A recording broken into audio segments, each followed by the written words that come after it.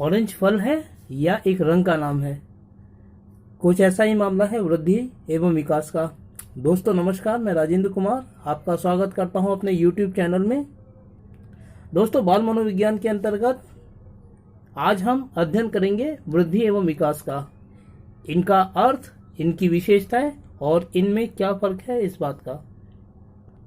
लेकिन दोस्तों क्लास शुरू करने से पहले मैं आप लोगों से अनुरोध करना चाहूँगा कि यदि आपने अब तक मेरा चैनल सब्सक्राइब नहीं किया है तो आप अभी कर दीजिए ताकि आपको मेरी वीडियोस मिलती रहें। तो चलिए दोस्तों हम शुरू करते हैं आज की क्लास। दोस्तों वृद्धि एवं विकास में जो पहला बुनियादी अंतर है वह यह है कि वृद्धि एक छोटी अवधारणा है और इसका संबंध मानव विकास के बाहरी पहलू से है, जिसे नापा जा सकता है, तोला जा सकता है, देखा जा सकता है। जैसे इंसान की लंबाई हुई, उसका वजन हुआ, हम इसको देख भी सकते हैं, तोल भी सकते हैं, इसे वृद्धि कहा जाता है। जबकि दूसरी ओर विकास का संबंध मानव शरीर के आंतरिक पहलू से है और यह एक अपेक्षाकृत बड़ी अवधारणा है। इसे ना तो देखा जा सकता है ना ही तोला जा सकता है। उदाहरण के लिए इंसान के अनुभव, उसकी सोच का विकास के अंतर्गत आते हैं, क्योंकि हम इनका सिर्फ अनुमान लगा सकते हैं, ना तो इनको देख सकते हैं ना ही इनको तोल सकते हैं। तो इनमें बुनियादी अंतर जो है वो इनके पहलू को और इनके मेजरमेंट को लेकर है। दोस्तों वृद्धि एवं विकास में एक दूसरा बुनियादी फर्क यह भी है कि एक सीमा के बाद वृद्धि बंद हो जाती है, जबकि विकास जन्म से लेकर मृत्यु तक निरंतर चलने वाली प्रक्रिया है। Development is a continuous ongoing process through out the life. जब इंसान का जन्म होता है और जब तक उसकी मृत्यु होती है तब तक इंसान का विकास निरंतर होता रहता है। जैसे उसकी सोच का विकास हुआ, उसके अनुभव रहे, वो हमेशा बढ़ेंगे। जबकि वृद्धि जो होती है, इंसान की लंबाई, उसका भार, ये एक सीमा के बाद बढ़ने बंद हो जाते हैं। दोस्तों इस बात को हम एक ग्राफ के माध्यम से समझते हैं, जिसमें हम इसको अच्छी तरह समझ पाएंगे कि वृद्धि और विकास में बुनियादी फर्क क्या है।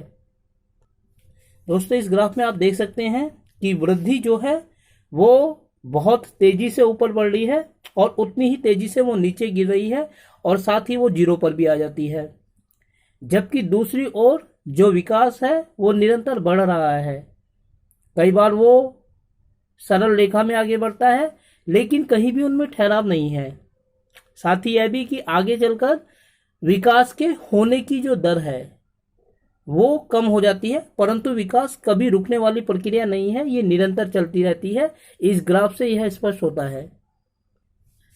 दोस्तों मानव जीवन को लेकर, विकास को लेकर जो अब तक मनोवैज्ञानिक प्रयोग किए गए हैं, उनके आधार पर हम मानव के जीवन को विकास के नजरिए से 10 चरणों में विभाजित कर सकते हैं। दोस्तों इन 10 चरणों में जो पहली अवस्था है वो 0 से लेकर 1 वर्ष तक के बीच रहती है और इसको इन्फेंसी या शैशवावस्था कहा जाता है।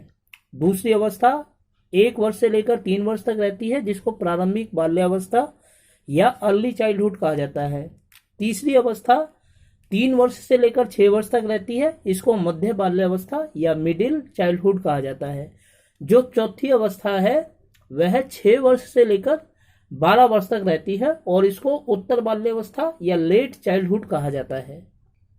उसके बाद दोस्तों 5वें चरण में 12 वर्ष से लेकर 15 वर्ष तक प्रौढ़ावस्था या प्रारंभिक युवावस्था होती है, जिसे प्यूबर्टी या अर्ली एडोलेसेंस कहा जाता है। छठे चरण में 15 से लेकर 18 वर्ष तक की आयु होती है और इसमें मध्य तथा उत्तर युवावस्था कहा जाता है, मिडिल एंड लेट एडोलेसेंस। दोस्तों 7वां चरण 18 से 25 वर्ष तक के बीच होता है, जिसको युवा कहा जाता है, यूथ।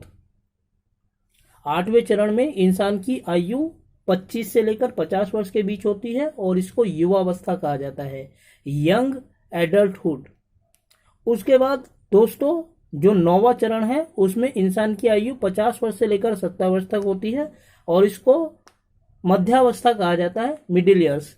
और 70 साल के बाद की जो आयु होती है उसको वृद्धावस्था कहा जाता है। यह मानव के विकास की 10वीं अवस्था या 10वां चरण है। विकास के इन विभिन्न चरणों के आधार पर दोस्तों हम विकास के बारे में कुछ निष्कर्ष निकाल सकते हैं, जिनका अध्ययन अब हम एक एक करके करेंगे।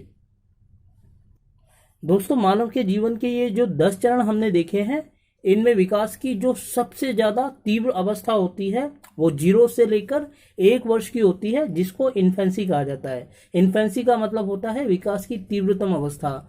हालांकि कुछ लोग मानते हैं कि विकास की अवस्था बाल्यावस्था में होती है, तीव्र जो दर होती है, परंतु यह सही नहीं है। विकास की जितनी तीव्र दर इन्फेंसी के दौरान होती है, उतनी किसी भी चरण में नहीं होती, क्योंकि इस दौरान बच्चा बैठने लगता है, हल्का हल्का चलने लगता है, उसके जो एक्सप्रेशंस होते हैं वो बदलने लगते हैं, वह अपने और दूसरे लोगों को पहचानने लगता है, उसके सिर का जो स्ट्रोट होता है वो बनने लगता है। इस दौरान उसकी जो विकास की दर होती है वो तीव्रतम होती है, इसीलिए इस अवस्था को इन्फेंसी कहा जाता है, जिसका अर्थ होता है विकास की तीव्रतम अवस्था।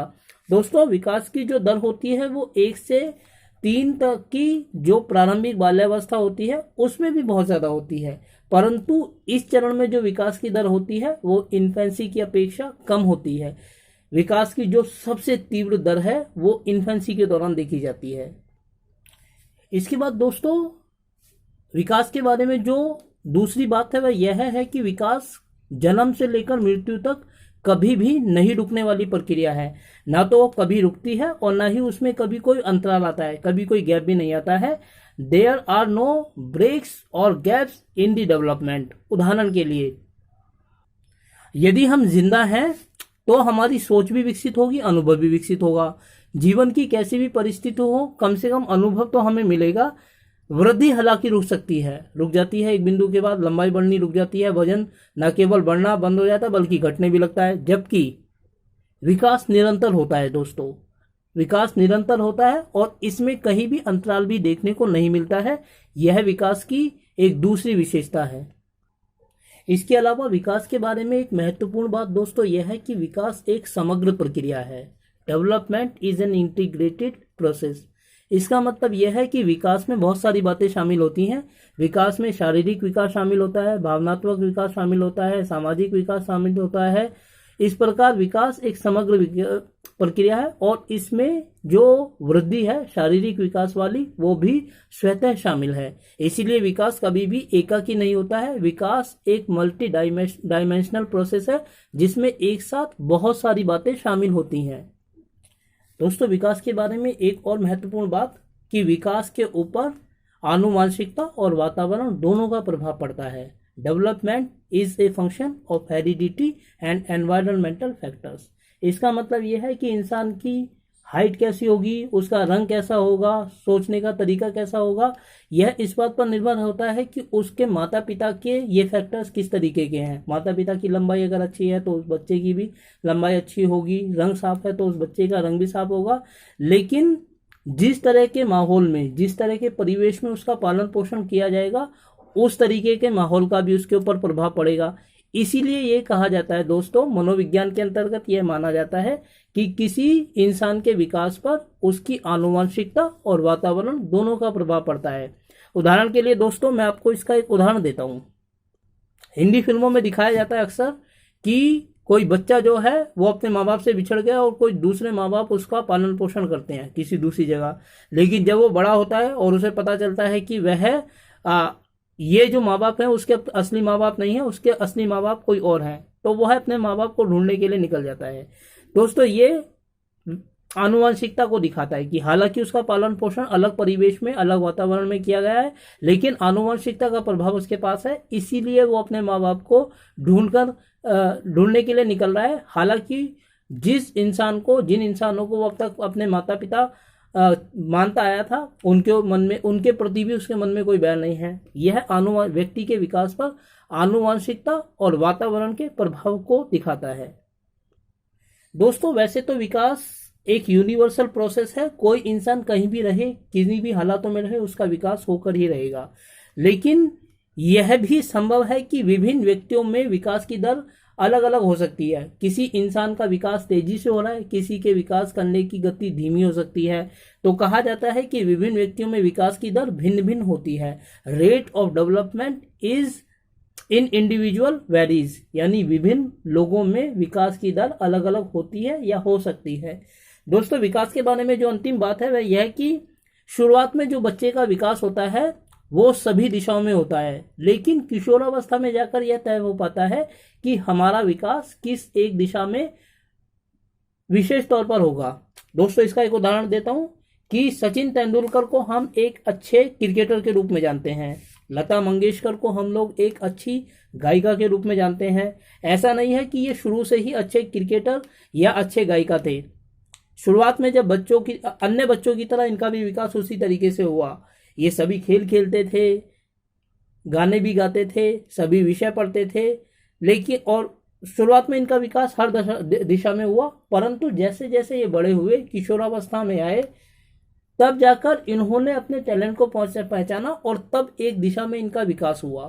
तो इसीलिए कहा जाता है कि शुरुआत में जो विकास होता है वो सभी दिशाओं में होता है, लेकिन किशोरावस्था में जाकर यह तय होता है कि हमारा विकास किस एक दिशा में मुख्य रूप से होगा। तो दोस्तों, ये था वृद्धि एवं विकास। मैं उम्मीद करता हूं कि आपको ये वीडियो अच्छा लगा होगा, और साथ ही आपसे अनुरोध करता हूं कि अगर वीडियो अच्छा लगा तो लाइक करें, शेयर करें और सब्सक्राइब करें, और ऐसी ही वीडियोस के लिए मेरे साथ बने रहें। धन्यवाद।